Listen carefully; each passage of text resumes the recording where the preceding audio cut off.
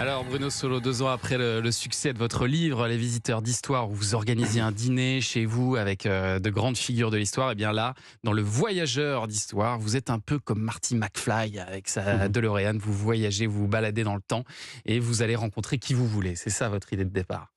J'ai fait un casting au départ. J'ai fait un casting des personnes que j'avais envie de rencontrer parce que tous sont liés ou à mon histoire personnelle, ou familiale, ou culturelle, ou géographique aussi, comme pour Rabelais avec Meudon, puisque j'habite à Meudon, ou alors intellectuelle. À chaque fois, j'ai eu envie, effectivement. Et ce travail de distribution, de casting, il a été très long.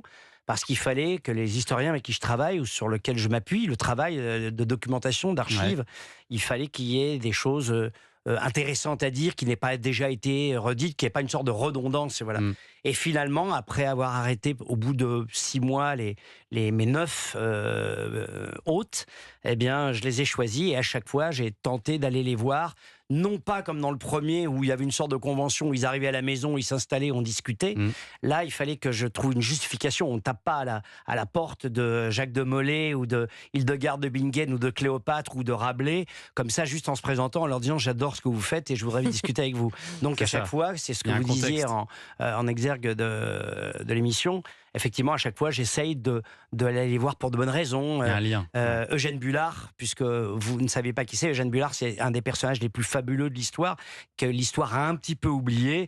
C'est un homme issu de l'esclavage noir qui a quitté les États-Unis, le sud raciste des États-Unis, pour venir en France, terre de liberté. Il est devenu pilote d'avion, décoré pendant la Seconde Guerre mondiale, batteur et patron des plus grandes cabarets français de l'avant-guerre, juste avant la Première Guerre mondiale, des années folles, comme on dit, ami de Josephine Baker. Louis Armstrong, il a été boxeur, il a été jockey, il a été comédien de théâtre. C'est un homme au destin absolument incroyable et qui a fini liftier au Chrysler Building à New York, un peu dans une misère, un peu oublié, et qui a été réhabilité il y a peu de temps. Moi, je suis pas quelqu'un qui découvre, je suis quelqu'un qui narre l'histoire, qui va à la rencontre de gens qui ont déjà été évoqués.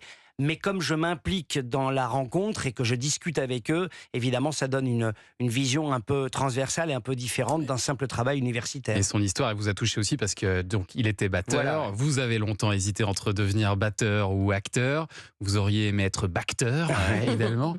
On vous appelait tape dur, c'est ça? Oui, enfin ça c'est pour le. Je jouais dans un groupe qui s'appelait Motherfucker. C'est trop génial. Non, je l'ai inventé pour le livre. Mon groupe s'appelait Paradoxe, c'était un nom à la con.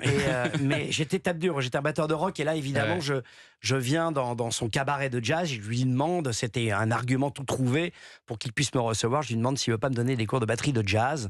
Le rock n'ayant pas été inventé, je me situe toujours dans le contexte de l'époque, c'est-à-dire je suis pas quelqu'un qui avoue voyager dans le temps, je suis quelqu'un qui intervient dans leur présent et dans leur réalité avec mes connaissances du futur. Évidemment, ceux qui m'aident à faire la narration et à me mettre dans leur moment. Et alors, votre voyage, il commence par celle que vous appelez l'icône féminine la plus illustre de l'histoire de l'humanité, Cléopâtre. Le monde entier la connaît, pourtant elle n'a jamais eu droit à sa biographie, ce qui complique un petit peu le travail de l'historien, mais permet aussi de laisser une plus grande place à l'imagination. Et alors, vous imaginez des dialogues que vous auriez eus avec ces personnages. Donc là, vous arrivez dans le palais de Cléopâtre, vous poussez une porte sertie d'or, et la déesse, elle est là, en face de vous, et elle vous dit « Qui va là ?»